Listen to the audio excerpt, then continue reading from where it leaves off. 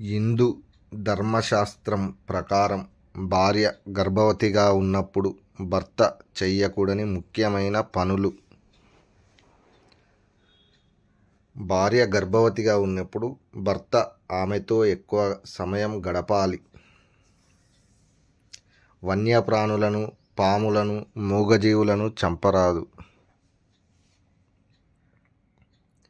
పచ్చని చెట్లను నరకడం కానీ, కూల్చడం కానీ, కాల్చడం కానీ అస్సలు చేయకూడదు. సముద్రంలో స్నానం చేయకూడదు. విదేశీ యాత్రలు, తీర్థయాత్రలు చేయకూడదు. పడవలో నది దాటకూడదు.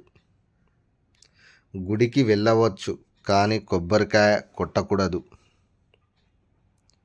ఇంటి నిర్మాణం, శంకుస్థాపన లాంటి పనులు చేయకూడదు. చావు ఇంటికి వెళ్ళడం, పిండ ప్రదానం లాంటివి అస్సలు చేయకూడదు. భార్యకు 7 నెలలు వచ్చిన తర్వాత కటింగ్ గడ్డం చేయించుకోకూడదు. Please watch and subscribe my channel.